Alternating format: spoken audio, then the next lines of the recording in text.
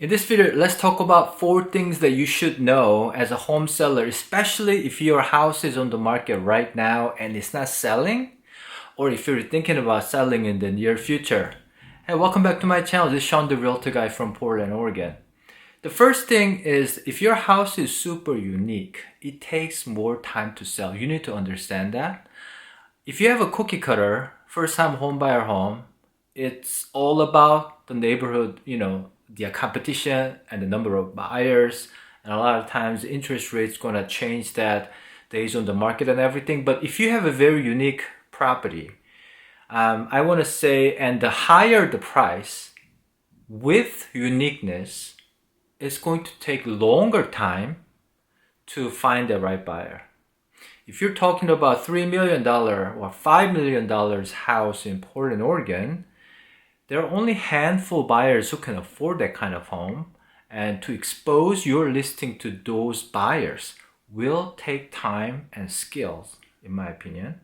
If you have like $1 million house, but it has like 5 acres in some part of the area, the number of buyers who will buy that house is very small.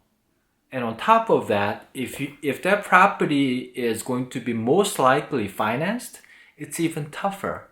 But the other part is that if your buyer pool is more of a cash buyer, the interest rate is not going to affect your marketability or the days on the market as much. And that's the first thing.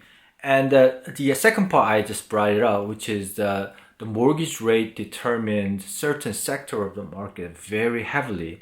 For example, when I see the mortgage rate goes down, the lockbox x-axis ticks up. So we have this metrics that how many realtors are actually accessing the lockbox, the realtor's lockbox. It's about 20,000 a week in the Portland metro right now, and it's kind of swinging up in the last few weeks because the rate has been going down. But again, the cash buyers, they don't really care about the rate. And in fact, this is a good time for the cash buyers to actually have a better leverage for the negotiation. So you as a home seller, keep that in mind. And going back to the first point, how long it takes, as I mentioned before, the Westland listing that I listed, first 75 days, we had about 3 offers, but we couldn't successfully negotiate the terms. So we put it back on the market. But on the 75th day, we end up getting 2 different offers. So one thing that people don't think about is the brand new buyers coming in from out of the state. Let's say from other state, when they come in, maybe they moved here like 2 weeks ago and they start shopping right now, or they're flying in to shop for a home. They weren't in the first 75 days, let me put it that way, right? So they just found out about my listing that's been on the market for 73 days. They just found out about the listing, they made an offer. And so there's always new pool of brand new buyers from other states. And so are you then positioned to attract those buyers in price, condition, marketing, the photos, the explanation, the MLS data, and regular open house, or those things, are they structured to grab those brand new buyers coming from out of state? So those are some of the things that you have to really look at. The other side point that I want to make here is that, let's just face it, if a realtor has less than, let's say, 7 years of selling in this market, for them, selling listings within 3 weeks is going to be really crucial, because that's what they've seen all this time. So right now, when you see like 85 days on the market, it feels like it's eternity. This listing is not selling. Hey, Mr. Seller, we gotta cut the price. Maybe every 2 weeks until we get that offer. And that's kind of message you have to be really careful, like listening to that kind of advice, in my opinion. Because Right now, if you have unique property and you are at about like $800,000-$900,000 home in Portland, Oregon, your buyer pool is small, meaning you have to be more patient. You can't just keep cutting the price week after week. And some realtor may actually suggest that. And you have to be careful. So the way you can tell is this. If the days on the market, average days on the market, and then the median days on the market, if you're fitting in that group, you're not too far off.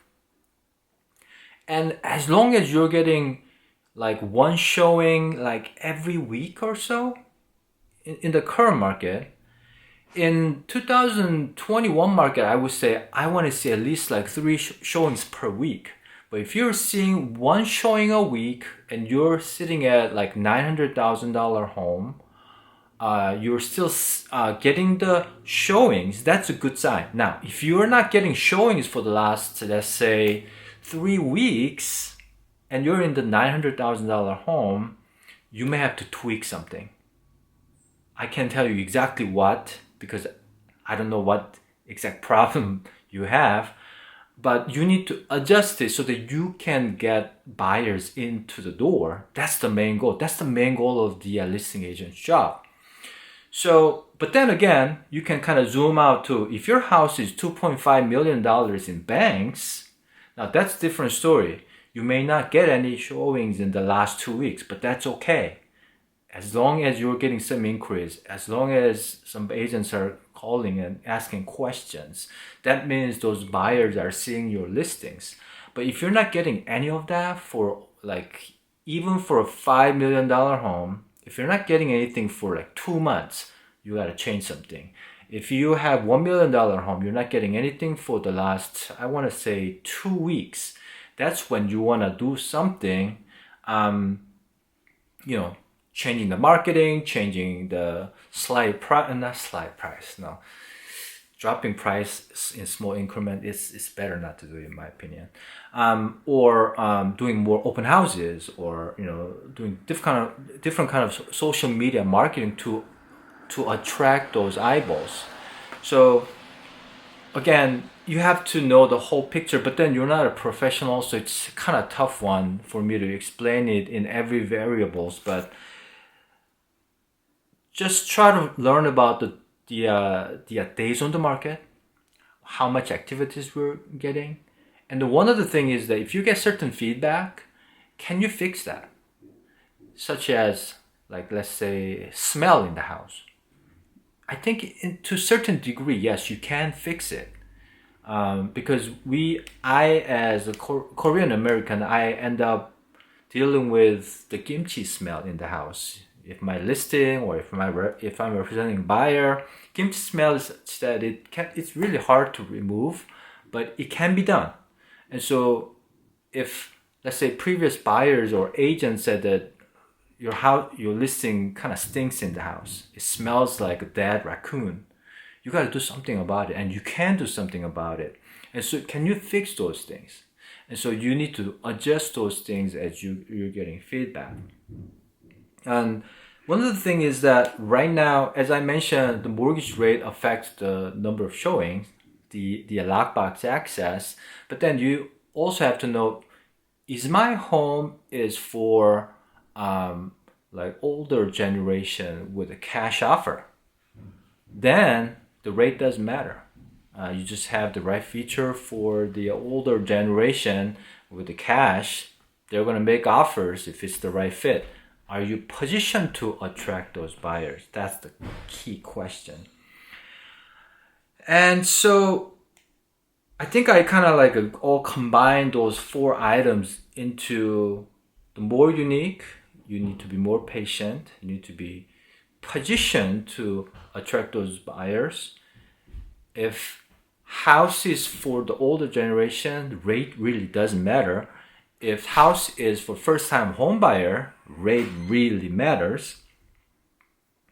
And then you need to know the average days on the market or median days on the market and see where you fit in your current days on the market. And if you can fix anything, if there's any negative things about it, if the house is too crowded with too many staging items, can you actually remove some of them? The easiest way is just take some out and just put them in the garage. People really don't care too much about garage. If like the things are piled up in the garage, but if things are piled up in the house, they just can't see the house, and the smell, those things. And yeah, so if you're thinking about selling in the near future, you need a realtor recommendation anywhere in the country. I'll put the link below. You can submit the request. If you're in Portland, Oregon, you can ask me because I sell here. Or if you want different recommendation, if you're looking for different realtor, just send that request to the link, and then I'll do my best to help you. And yeah, that's what I want to share. So it's to sum it up, as a seller, you have to be patient in the current market, and you have to be working with the right kind of professionals. You need to pay attention to what's really going on, and things are slower. The buyer pool is smaller, but you can't ignore without any activities for too long. The one last tip that I might give you is that if you're not getting good, successful sale this time, I think better time to sell is coming in 2026 summer. That's my gut feeling. By then, interest rates should be forced down to low 5, maybe mid 5. That's my prediction. Don't count on it. Please don't count on it. But connecting the dots that I've seen in the last 18 years, that's where we're headed. In the Portland, I think there are going to be more buyers. I don't know how much price will go up or down, but I know that there are going to be more buyers, which means, generally speaking, you're going to get higher price. So that's, again, me beating the dead horse here. So I hope that makes sense. If you have any questions, let me know. Please hit the like button and subscribe. By the way, that's a hard in like a South Korean culture. They say this hard. We say it like this. So thanks for watching. I'll see you in the next video.